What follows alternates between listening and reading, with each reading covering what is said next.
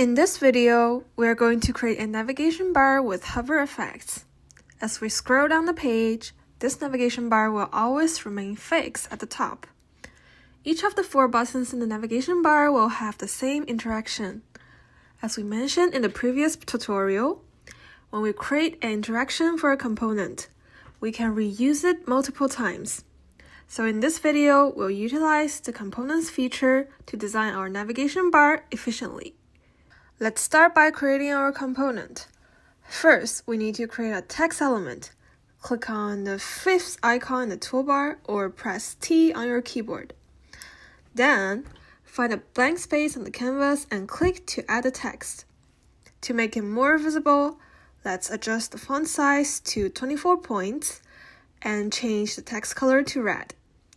This will ensure that the text stands out clearly on the page. Next, we're going to apply auto layout to our text. Auto layout is a really helpful function that ensures automatic adjustment of the height, width, and position of our visual component. To add auto layout, press Shift and A on your keyboard, or you can right-click on your text element and find Add Auto Layout and click on it. Once we add auto layout, a panel called Auto Layout will pop up on the right-hand side. It may show a lot of different numbers, which might seem confusing at first, but don't worry, we'll figure it out step by step. Now, let's add a frame to our button by clicking on the stroke panel on the right-hand side. We'll change the stroke color to red to match our text. Now, let's go back to the auto layout panel and break down what each number means. The first box in the auto layout panel represents the width of our button. If we drag this box, we can see the width changing. Similarly, the second box controls the height. We can adjust it by dragging as well. Next, we have 3 small arrows. These allows us to control how we want to arrange our elements. We can choose to lay them out vertically, horizontally, or wrap them within the container. The third box represents the horizontal gap between each element inside the auto layout. The next box controls the horizontal padding, which determines the space on the left and right sides of our text. The last box represents the vertical padding, which is just the spacing above and below the text inside this button. For this button, let's adjust the horizontal padding to 25 and the vertical padding to 10 to create a well-proportioned design. Now, to create a rounded corner for our button, we'll go to the Appearance panel on the right-hand side. We'll find the Corner Radius setting. And by dragging on the second box, we can adjust the roundness of our button's corners.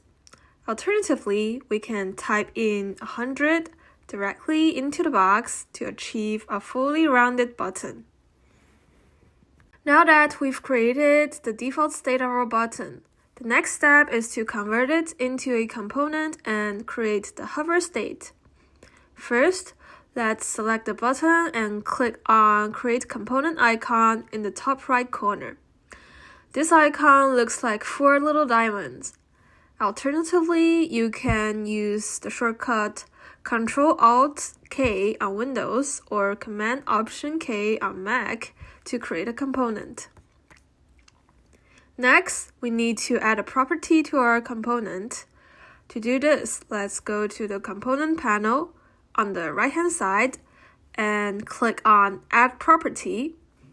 A window will pop up with 4 different options, and we're going to choose Variant to define different states of our button. Now, a purple plus icon will appear below our first component. Let's click on it to add a new variant.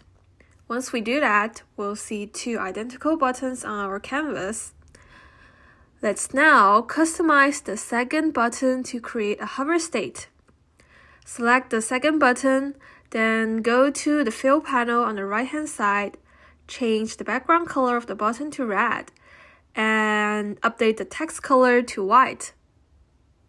The contrast will create a clear visual effect when hovering over the button. We have successfully created the appearance of two different states for our button. The next step is to add the interaction between them. Always remember, when adding interactions, we need to switch from the design panel to prototype panel, which is located on the right-hand side of the interface. Once we are in the prototype panel, let's select the first button. When we hover over the edge of the button, we'll see a small white dot. Drag a line from this dot and connect it to the hover state button. As soon as we make this connection, an interaction window will pop up. In the setting, let's choose while hovering as the trigger so the button changes when the mouse hovers over it. Let's select Change To for the action. Let's choose Dissolve for the animation to ensure a smooth transition and keep the duration at 300. To complete this loop, we also need to connect the hover state back to the default state. Let's select the hover state button, drag a line from the little white dot, and connect it to the default button. Let's use the same interaction setting, but make the trigger mouse leave so that when the cursor moves away, the button returns to its original state. Now we can copy the first button from our component, find a blank space on the canvas, and create 4 copies of it. Once we have all 4 buttons, let's select them all and click on the auto layout icon on the right-hand side or press Shift and A on the keyboard to apply auto layout. And let's rename the frame to nav bar. You'll notice that the distance between each button is evenly distributed, making the layout look neat and organized. If we want to change the direction of the layout, we can use the arrow option in the auto layout panel to switch between horizontal and vertical alignment. Additionally, if we want to adjust the spacing between the buttons, we can drag the horizontal gap box to increase or decrease the distance between each button. Now we can change the text on each button, and you'll notice that the size of each button adjusts automatically based on the length of the text. The next step is to create interactions.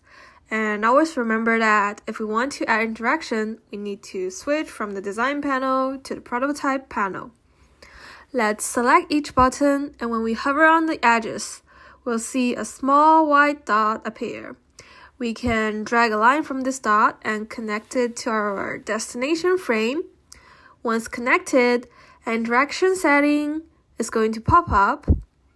And for the interaction setting, let's use onClick as a trigger, navigate to as the action, and for the animation, we'll go with Dissolve to create a smooth transition. After creating all the interactions, we can copy and paste our navigation bar onto the first page. Now let's click on the name of the first page and select the preview button in the top right corner.